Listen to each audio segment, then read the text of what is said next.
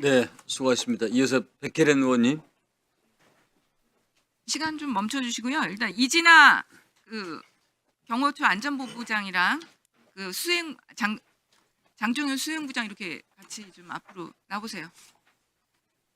이진아 안전본부장이 단상에 쓰시고요. 그 장종현 수행부장님 안 왔어요? 주석 써야 됐어요? 네. 네. 오늘 다행히 별다른 충돌 없이 내란숙에 윤석열이 체포된 것 같습니다. 경호처 직원들도 굉장히 마음고생이 심하셨을 것 같은데 몇 가지 확인하겠습니다. 지금 언론 보도에 의하면 그 11일 날 윤석열이 오찬을 하면서 수사기관의 2차 체포영장 집행 시 무력 사용을 검토하라 지시한 것으로 보도가 났는데 사실입니까? 저는 현장에 있지 않아서 알지 못하는 사실입니다. 그러면 혹시 들은 사실은 있습니까? 언론을 통해서 봤습니다. 직접적으로 경호처 직원들로부터 들은 사실은 없어요?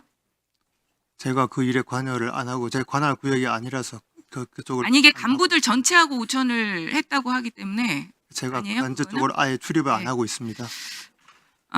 그동안에 경호처 내에서 김성을 차장을 비롯한 이런 강경파들이 무력 사용을 해서라도 체포영장을 막겠다 이런 기사들이 많이 났는데 그건 사실입니까? 그것도 언론을 통해서 확인했습니다. 본인은 전혀 그 모르는 거예요? 예, 경호처 제 작전 구역의 관저가 아니라서 저는 용산 대통령실 경비하는 업무입니다. 그래서 그쪽에 전혀 관여하지 않고 있습니다. 그러니까는 간저에 대해서는 전혀 관여하지 관할 않고 구역이 아니고 있는. 다른 본부장이 책임하고 있습니다. 그러면 그동안 아니 얘기 들은 거라도 있을 거 아니에요? 전혀 몰라요? 근데 그 이후에도 저는 출입을 안 하고 있어서 직접 직원들로 듣지 못했습니다.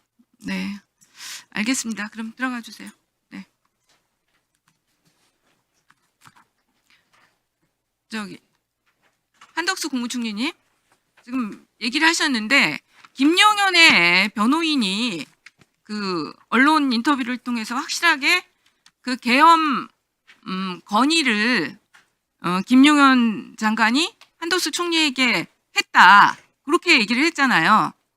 그거 아니라는 건가요? 그게 전혀 그런 일이 없다는 것을 바로 저희가 보도 자료도 내고 필요하면 법적 조치까지 하겠다고 얘기했고 그 문제에 대해서 그 변호인단도 그 당초에 얘기했던 얘기를 번복한 것으로 그렇게 알고 있습니다. 그러니까 전혀 그런 일이 없습니다. 번복이 어떻게 됐냐면요.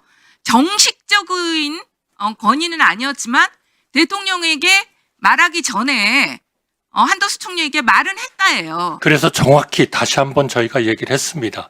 제가 그러한 그 계엄 전에 김용현 장관으로부터 보고를 들었거나 얘기를 들은 적이 한 번도 없습니다. 만난 적이 없습니다.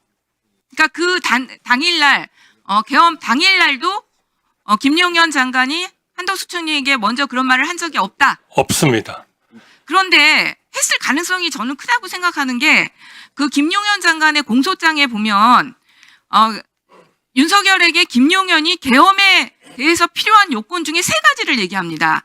근데 첫 번째가 계엄 선포문하고 국무회의 안건으로 올려야 한다는 걸 명확하게 얘기를 해요. 그래서 김용현도 이 계엄의 요건에서 국무회의의 심의가 필요하다는 사실을 명확하게 알고 있었습니다. 분명한 거는 그러한 일이 전혀 없었다는 얘기입니다. 네, 좋아요. 그리고 지금 그 최상목 장관과 조태열 장관이 대통령으로부터 페이퍼를 받았지 않습니까? 근데 그 페이퍼를 받은 게 대접견실에서 받았더라고요. 그러니까 대접견실, 지금 국무위원들이 있는 자리에서 받은 거예요. 보셨습니까? 못 보셨습니까? 저는 전혀 기억이 나지 않습니다. 받은 걸 봤을 수도 있는데 기억 안 나는 거예요, 그러면? 기억이 안 납니다. 의원님 기억이 안 납니다. 잘 아시겠지만 당시에 그런 상황이라는 것은 굉장히 충격적인 상황이어서 모든 것들을 그렇게 잘 누가 누구한테 무슨 얘기를 들었는지도 잘 기억이 안 지금 나는 경우가 대통령이 많습니다. 어쨌든 두 사람한테 모든 국무위원들이 모인 자리에서 줬기 때문에 저는 기억이 날 거라고 생각하거든요. 저는 아는 바가 없습니다. 지금 다른 분들도 받았을 가능성이 크다고 보이는데 지금 그리고 어쨌든 이 형식적이고 절차적 흥결이 많은 국무회의를 정상적으로 만들려는 저는 노력들이 있었다고 봅니다. 그래서 부서를 하자고 한 장관이 있었습니다. 이상민 장관이 제안했죠? 제가 누군지는 기억이 안 났고요. 그게 다 끝날 때쯤에서 참석했다는 거 정도는 누가 좀 사인을 해두는 게 좋지 않느냐 하는 얘기가 있었던 것으로 생각됩니다만 모든 장관들이 다 반대했고 저도 반대했습니다. 사인하지 않았습니다. 사인은 결과적으로 안 했죠. 이상민 장관이 제안했는데 최상목 장관이 강력하게 반대를 하면서 전체적으로 부서하지 않는 것으로 알고 있는데 아닙니까? 저는 그거는 모르겠습니다. 누가 제기를 했는지 모르겠고요. 그러나 분명한 거는 장관들이 다 반대를 했고 거기에 대해서 사인한 바가 없습니다. 지금 23시 4분에 국무조정실에서 각 청사 출입문 폐쇄 및 출입자 통제 지시를 내린 사실을 알고 있습니까? 저는 전혀 몰랐습니다만 사후에 듣고 아마 조금 전에 행안부에서 보고한 그 내용이 전체인 것으로 알고 있습니다.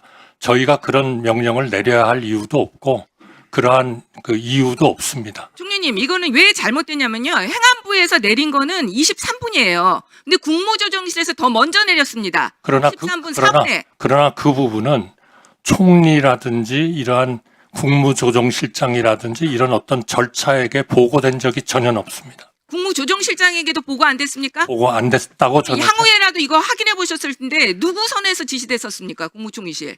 아마 아까 얘기한 거에 의하면 당직실에서 뭔가를 했다 그러는데 저희가 그거는 전혀 보고받은 바가 없습니다. 당직실이요? 그래서 그 내용은 이- 사후적으로 다 아마 설명을 했을 것으로 제가 알고 있습니다. 아니, 확인 안 됐습니다. 예, 저희는 없었습니다. 조정실에서 먼저 조치를 취했어요. 응? 아니 총리실하고는 전혀 상관이 그거 없습니다. 좀 더 확인해 보고요. 네. 그 행안부에서 이상민 장관이 특정 언론사에 대한 단수 지시한 사실 알고 계셨습니까? 전혀 모릅니다. 지금 이 국무위원들이 보면은